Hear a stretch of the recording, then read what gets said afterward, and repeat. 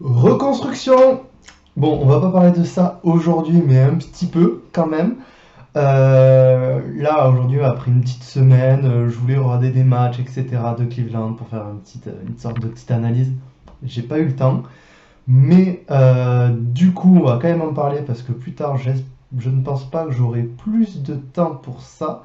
On va parler du nouveau projet Cavs, du gros changement qu'il y a eu après cette saison quand même très prometteuse qui, sans blessure, je pense, aurait pu contribuer au retour en playoff des Cavs. Mais là, ben, le pari a été fait. L'année prochaine, il n'y a qu'un objectif, c'est retour en playoff. Et on va pas parler de play-in, etc. C'est top 6 obligatoirement.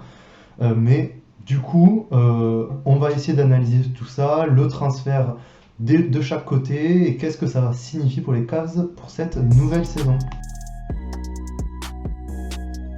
Avant de commencer, revoyons le trade. Qu'est-ce qui s'est passé? Les Cavs reçoivent Donovan Mitchell, et pour le Jazz, eux, c'est Agbaji, le choix de cette année, qui n'a donc pas encore joué, qui n'a pas eu l'occasion de jouer avec les Cavs et qui est déjà transféré. Colin Sexton, sign and trade. Les infos divergent. Au début, c'était 78 millions sur 4 ans. J'ai vu un article il y a récemment à plutôt 71 millions de dollars. Quoi qu'il arrive, très bon contrat pour les Cavs, pour le Jazz, qui signe un jeune joueur talentueux pour moins de 20 millions l'année si on lisse. Et en plus, Lauri Markkanen, pareil, très bon joueur, qui son contrat a encore 3 ans si je ne me trompe pas, et qui va jusqu'à 18 millions de dollars la saison. On ajoute à ça 3 picks du premier tour non protégés et 2 picks swap. Bon, le Jazz a eu ce qu'il voulait. Un jeune potentiel, même si je pense qu'ils espéraient avoir entre guillemets mieux et plus jeune, et des picks de draft. Du coup, du côté des Cavs, ils ne perdent aucune pièce importante. Par là, j'entends Garland, Mobley, Allen, les 3 restent. C'était les 3 joueurs à conserver, et c'est ton socle, c'est sur quoi tu devais construire. Agbaji n'a pas joué encore. Colin Sexton n'a pas joué l'année dernière. Il était dans l'effectif, mais il n'a pas joué. Les résultats des Cavs ne sont pas là grâce à lui. Donc, tu te sépares de 2 pièces déjà qui n'ont pas du tout contribué à l'année passée et qui auraient pu améliorer l'effectif cette année. Mais ce que tu as en échange est quand même meilleur, du moins pour le moment. Par contre, tu perds, c'est vrai, Lauri Markkanen, qui au début de saison avait très très bien démarré, il a eu quelques blessures, mais qui fait une très bonne saison aux Cavs, qui était là, du coup, ton poste 3, qui pouvait stretcher, espacer le jeu. À voir si ça ne va pas manquer cette année aux Cavs, mais en gros, tu ne perds que Markkanen, qui était un joueur important l'année dernière, mais qui ne faisait, comme je disais, pas partie des 3 meilleurs de l'équipe, pour Donovan Mitchell. Cleveland a pris un risque, mais n'a pas donné tous ses jeunes, n'a pas tout donné pour Donovan Mitchell. Et les picks de draft, d'accord, il y en a 5, mais a priori, si tout se passe bien, lors de ces prochaines années, tu as des jeunes joueurs qui sont au Cavs pendant encore de nombreuses années. Donc ces pics de draft que tu envoies, ce sera des pics à faible potentiel. Donc tu n'hypothèques pas réellement ton avenir. Donc très bon compromis pour les Cavs. Mais pour les Jazz, on va essayer de voir ce que ça a donné en petit résumé. Bon, ça y est, une page se tourne. C'est fini, officiellement. Plus de Donovan Mitchell, plus de Rudy Gobert. Tes 2 gros joueurs sont partis et en échange, tu as eu énormément de pics et des jeunes intéressants, vraiment.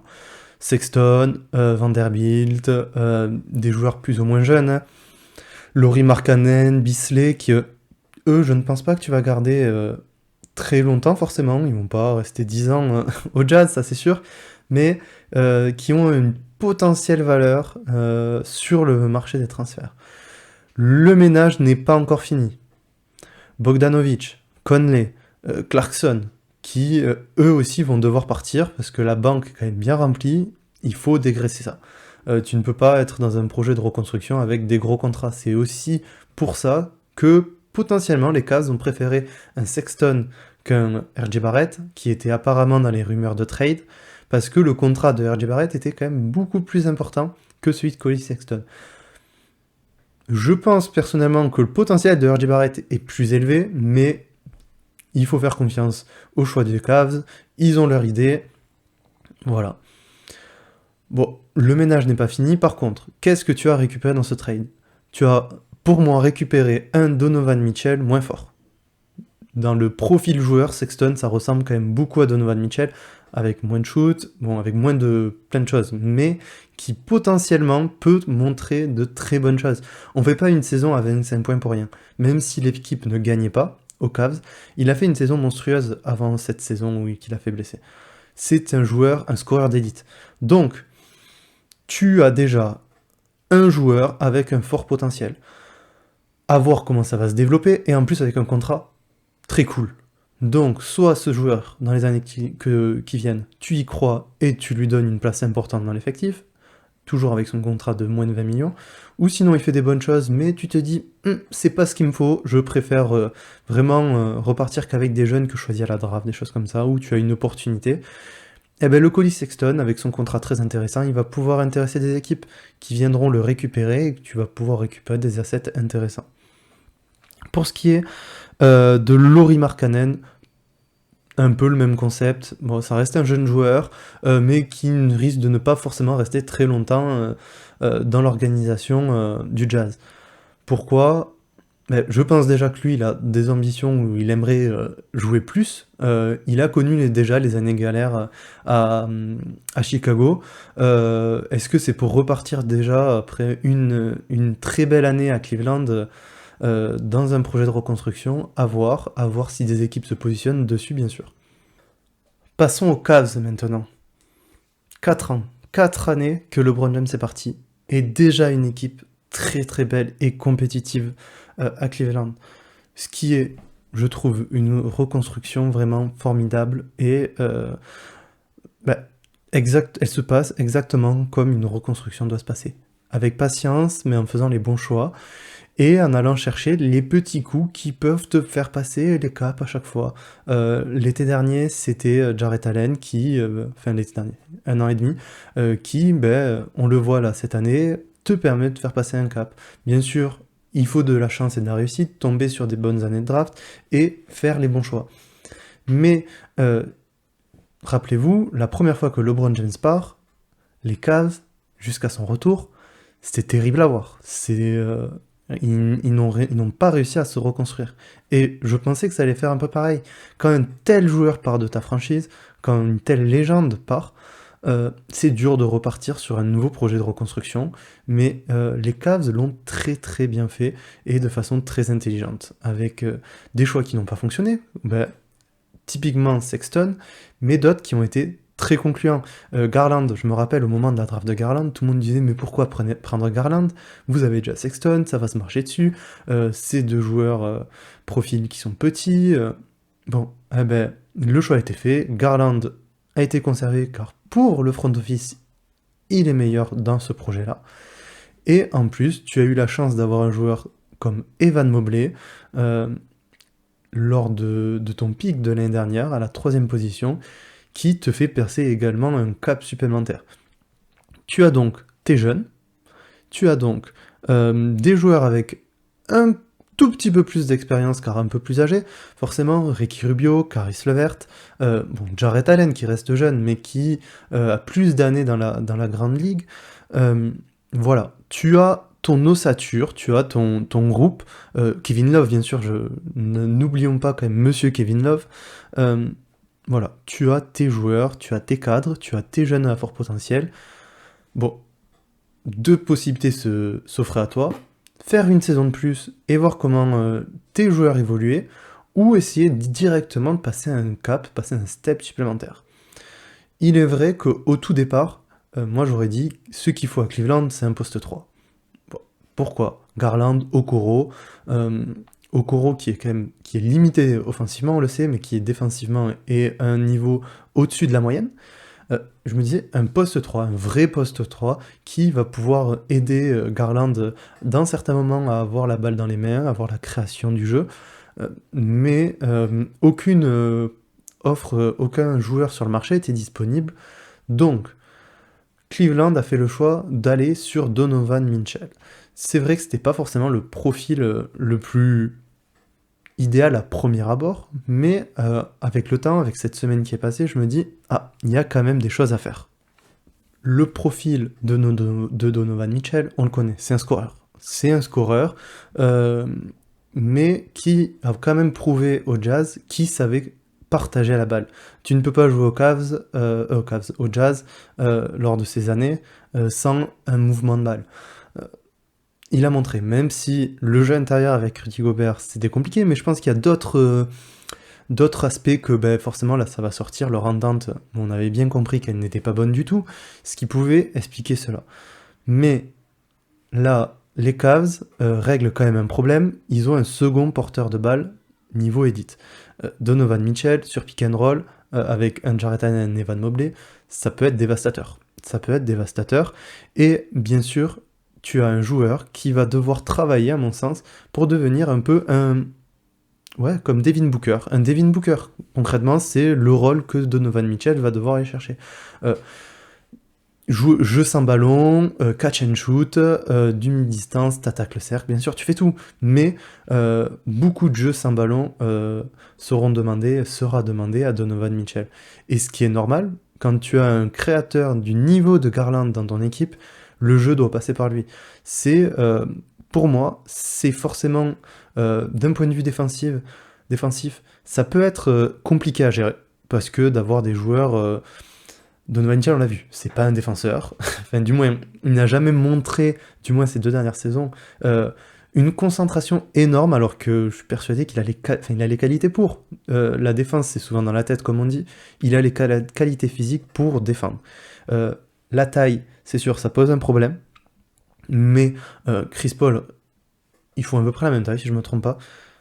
Très très bon défenseur, Chris Paul, et avec moins de qualité athlétique. Donc, je vois que Donovan Mitchell peut très bien être un défenseur correct. On va pas lui demander de lockdown un Trae Young, quelque chose comme ça. Bien sûr que non, mais ne serait-ce que faire le minimum pour l'équipe. Derrière toi, tu as peut-être si ce n'est la meilleure raquette défensive de la ligue. Jarrett Allen et Evan Mobley. Tu as avec ces 2 joueurs, des joueurs qui vont pouvoir combler les trous. En plus, à voir qui c'est que tu mets au poste 3. Mais que tu mettes Dean Wade, que tu mettes Okoro, pour moi, c'est des joueurs... Bon, Okoro encore plus, Dean Wade a quand même prouvé que défensivement, il pouvait le faire, qui vont t'apporter défensivement et pouvoir combler les trous. Après, voilà, à voir, attention, sur le poste 1 aussi, Garland, la défense, qu'est-ce que ça va donner. Par contre, offensivement, t'ouvres tes possibilités. Là, avec ce trade, comme je disais, Lauri Markkanen, tu peux avoir un très fort shooter, Donovan Mitchell, en catch and shoot, très très fort aussi. Donc, le shoot que tu perds avec Lauri Markkanen, tu l'as avec Donovan Mitchell, mais tu as d'autres qualités à prendre en compte. Plus, comme on a pu le voir déjà, il a l'air très motivé, avoir beaucoup d'envie et très excité par ce projet. Cleveland ne vont pas prendre un grand risque en le prenant. Il a encore 3 ans de contrat, si je ne me trompe pas. Après ces 3 ans, bien sûr, tu peux le perdre contre rien. C'est le jeu. Mais à voir comment ces 3 années se passent. Tes joueurs qui sont déjà là, Garland, Mobley, ils auront pris de l'expérience, ils seront encore meilleurs, ils se rapprocheront encore plus de leur prime. Et au cas où, si ça foire, tu as 3 ans. Tu as 3 ans pour faire un trade. Si tu vois que l'année 1, ça ne prend pas du tout et que ça ne passe pas, tu peux toujours essayer de le trader l'année prochaine. Et si Donovan Mitchell fait ses chiffres, il aura toujours une cote intéressante. Tu auras perdu tes choix de draft, ça c'est sûr. Mais comme je disais avant, les choix de draft de Cleveland, logiquement, ils seront très bas et peu intéressants. Donc tu vas peut-être pouvoir aller le trader dans une autre équipe. Et là, les picks de draft pourront potentiellement être plus intéressants dans le futur. Mais tu pourras aussi avoir, à la place de Donovan Mitchell, 2 ou 3 joueurs qui vont parfaitement compléter ton roster d'ici quelques années. Donc, pour moi, c'est un très bon choix de Cleveland qui ne prennent 0 risque. zéro risque, je m'entends, bien sûr, il y a toujours un risque. Ça peut très bien faire exploser l'effectif, que tout le monde va y partir. Je ne pense pas que ça va arriver. Donc, pour moi, c'est une très très bonne solution et un très très bon choix de la part du front office. J'ai vu sur Twitter beaucoup de personnes qui disaient ouais, ils grillent les étapes, etc. La NBA, ça va très vite et il faut pas laisser passer la chance. S'il faut, bah, c'est le transfert, c'est le trade qui va te faire passer un cap supplémentaire et aller vraiment titiller les plus grands. Même si l'objectif principal, comme je disais, c'est retrouver les playoffs, être dans le top 6. Tu fais mieux, tant mieux, mais être dans le top 6, c'est ce qu'il faut viser. Et il faut pas se voir trop beau trop tôt. Il faut savoir rester des fois à sa place et par contre, être prêt au moment présent. Le moment où Cleveland devra être bon, où il y aura une petite fenêtre, il va falloir la prendre. Et avec ce trade, tu te donnes les moyens d'être prêt pour cette fenêtre-là. Il y a encore des points négatifs, comme je disais, le poste 3 à voir. Le banc, honnêtement, Rubio, Levert, Love, Robin Lopez, en fonction de ce qu'il y a, du coup, t'as soit Dean Wade, soit Agbaji, Windler, t'as du monde, honnêtement, t'as un banc très intéressant, ne serait-ce qu'à la création. Un Rubio, faut voir comment il revient, mais un Rubio avant blessure à Cleveland, c'était parfait dans ce rôle de sixième homme, dans un rôle de sixième homme. Ricky Rubio, il va tellement t'apporter. Donc vraiment, j'y crois cette équipe, mais attention à pas vouloir franchir les étapes trop vite, brûler les étapes. Il faut les franchir pas à pas. Mais très confiant pour Cleveland cette année. Conclure, comme je disais, Cleveland se doit être dans les 6 premiers, mais attention, cette conférence Est cette année va être incroyable à voir, vraiment incroyable.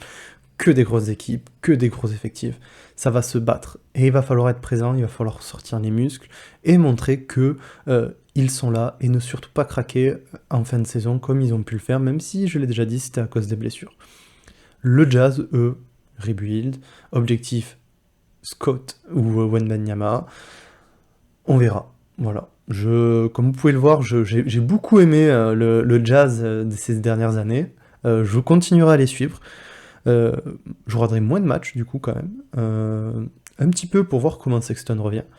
Mais le futur du Jazz va être très intéressant à suivre. Est-ce qu'ils vont pouvoir faire une reconstruction aussi rapide que Cleveland?